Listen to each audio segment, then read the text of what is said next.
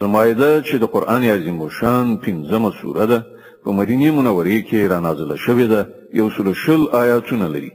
تلاوت او پښتو ترجمه یې تاسو له لومړي آیت څخه اورئ بسم الله الرحمن الرحیم د الله په نوم چې ډیر زیات مهربان پورا رحم لرونکی دی يا أيها الذين آمنوا أوفوا بالعقود أحلت لكم بهيمة الأنعام إلا ما يتلى عليكم غير محل الصيد وأنتم حرم إن الله يحكم ما يريد. اے مؤمنانو د بندیزونو پورا مراعات وکړئ ستاسو لپاره د څارویو ټول ډولونه حلال وګرځول شول پرته له هغو چې وړاندې به تاسو ته وښودل شي خو د احرام په حال کې ښکار کول ځان ته مه روا کوئ بېشکه الله چې څه غواړي حکم کوي يا أيها الذين آمنوا لا تحلوا شعائر الله ولا الشهر الحرام ولا الهدي ولا القلائد ولا آمين البيت الحرام يبتغون فضلا من ربهم ورضوانا وإذا حللتم فاصطادوا ولا يجرمنكم شنآن قوم أن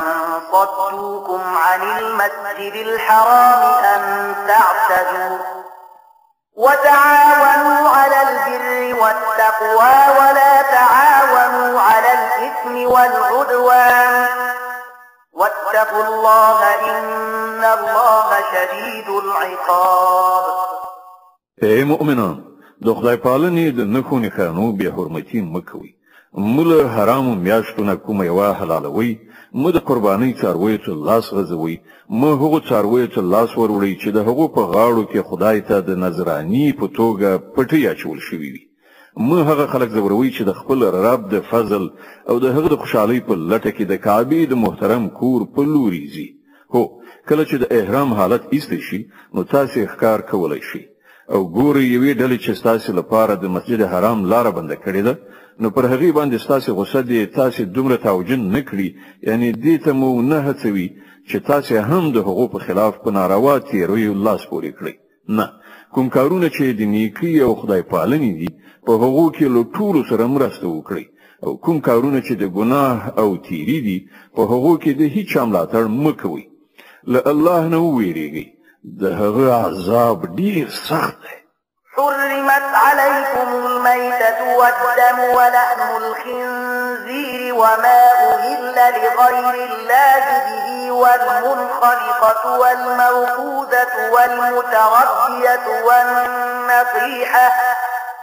والنطيحة وما أكل السبع إلا ما ذكيتم وما ذبح على النصب وأن تستقسموا بالأزلام ذلكم فسق اليوم يئس الذين كفروا من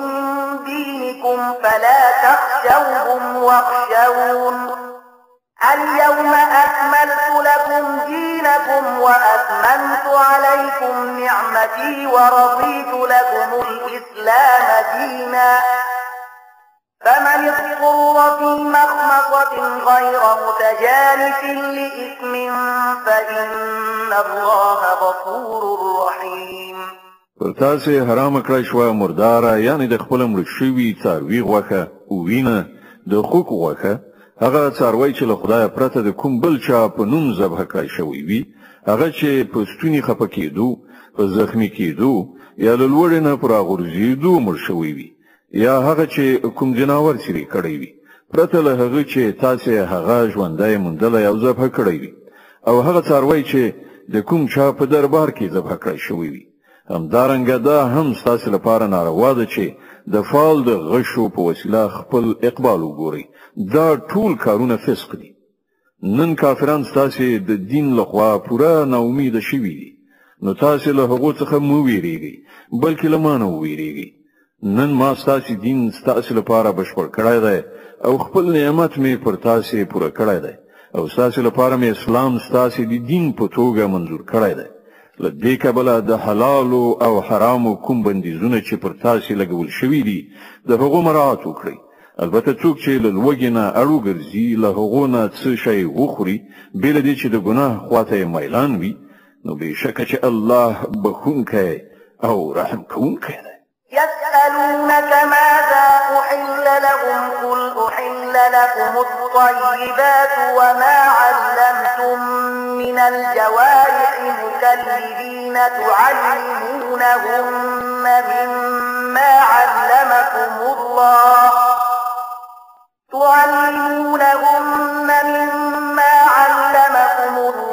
فكلوا مما أمسكن عليكم واذكروا اسم الله عليه واتقوا الله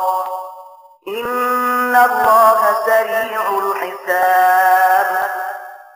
خلق پوښتنه کوي چې هغه ته څه شی حلال کړای شوی دي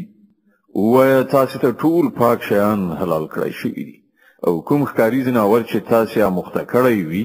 هغه ته مو د خدای درکړي علم په اساس د ښکار تعلیم ورکړی وي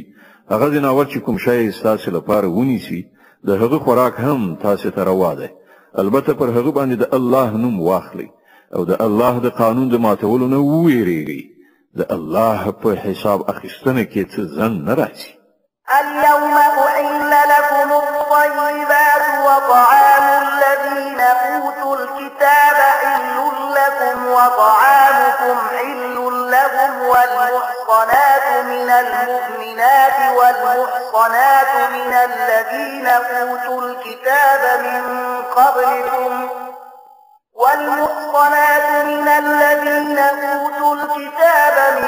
قبلكم إذا آتيتموهن أجورهن محصنين غير مسافحين ولا متخذي أخدان ومن يكفر بالإيمان فقد حبط عمله وهو في الآخرة من الخاسرين. نن ستاسو لپاره ټول پاک شیان حلال کړی شوي دي د اهل کتابو خواړه ستاسو لپاره حلال دي او ستاسو خواړه د هغو لپاره حلال دي او پاک لمنې ښځې هم ستاسو لپاره حلال دي که هغوی د مؤمنانو له ډلې څخه وي یا له هغو قومونو څخه چې هغو ته له تاسو نه مخکې کتاب ورکړی شوی په دې شرط چې تاسو د هغو مهر ورکړئ په نکاح کې د هغوی ساتونکي اوسئ نه دا چې په آزاد شهوترانۍ لاس پورې کړئ یا په پټه په غلا یارانې وکړئ او چا چې د ایمان پر تګلاره باندې له تلو نه انکار وکړ نو د هغه د ژوند ټول کړه وړه به بابیزه یعنې ضایع شي او هغه به په آخرت کې تش لاسی بېوزلی وي. صدق الله العظيم. الله ستر رښتیا ویونکی دی.